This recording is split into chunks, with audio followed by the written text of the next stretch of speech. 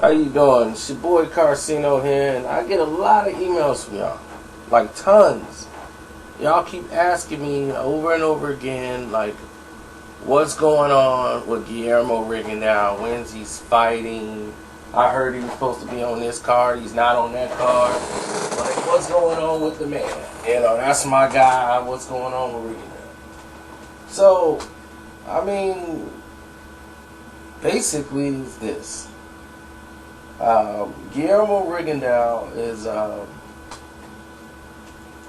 what you would call a person that had a bad deal when he first turned pro.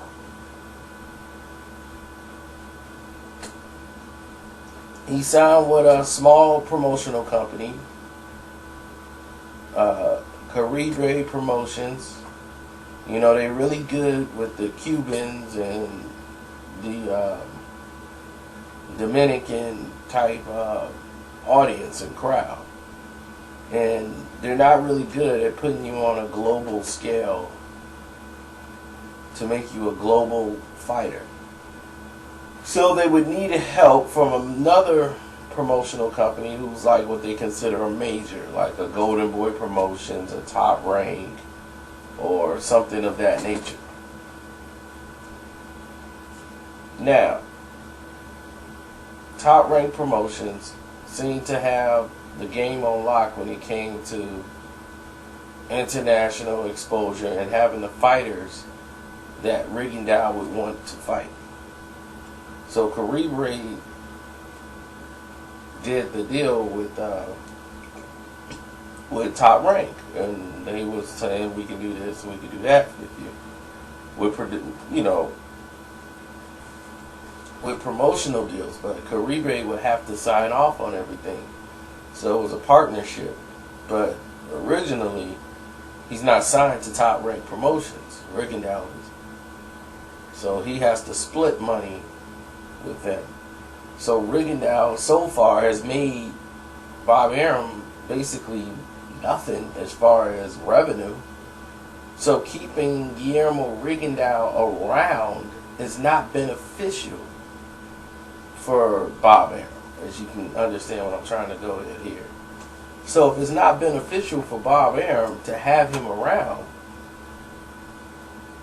why is he there? In other words. So when these things start to add up and calculate, you're starting to see a bigger picture develop.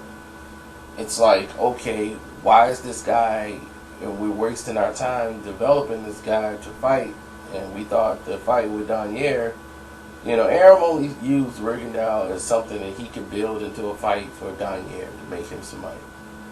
Never in a million years did he picture Rigondeaux winning that fight. Once Guillermo Rigondeaux won the fight, it really was nowhere else for them to go if no rematches in possibility. So now they're looking for another type of way to help bring him up and put him in other fights. But now you got to deal with Caribe, who wants to go in another direction. They want this type of money, demanding crazy amount of money for Rigondeaux now. It's like, well, he beat Danier. He's the star now. It just doesn't work that way. You know, it's like, well, you just don't go into the money. He's still basically unknown. We're willing to work to help build him there, but you guys are basically demanding all of these things that are not humanly possible to be made.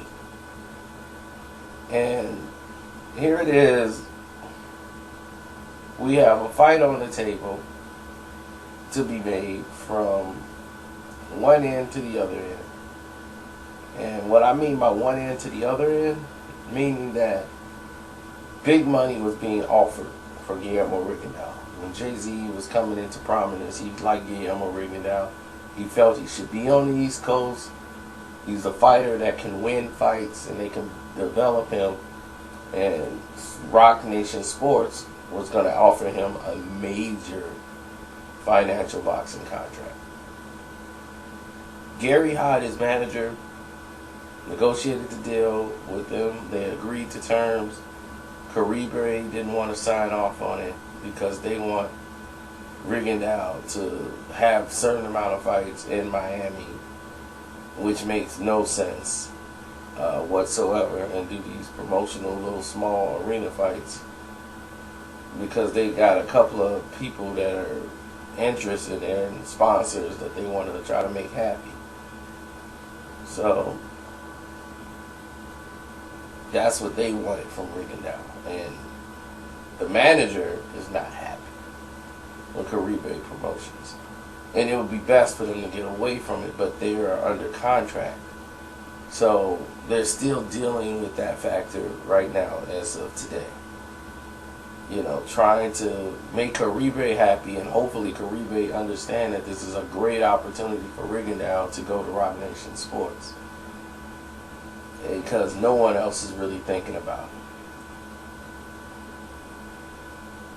it. You know, so and that's where it is right now. You know, and that's the last I've heard of it. I talk to Gary Hyde every now and then, so you know I can understand his frustration as a manager as people come out and say you're a terrible manager, and he's like, look, my hands are being tied by a promotional company that have basically,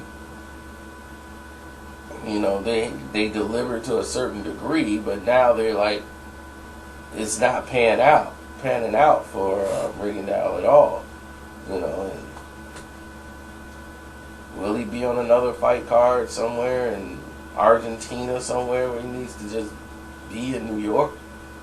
It's like, I just don't understand what's going on with Caribe's involvement, but that's where we are right now, folks. So that's what if you need to get caught up on Guillermo Rigondeaux, there it is. And you can talk to Gary Hyde on Twitter. He will contact you. You know, I mean, he responds to people if you're making sense. So go talk to Gary on I think it's Nowhere to Hide. That's Gary Hyde's Twitter. So go ahead and give him a holler, and you know, he'll interact with fans and keep you updated with Rigondeaux. So I'm out.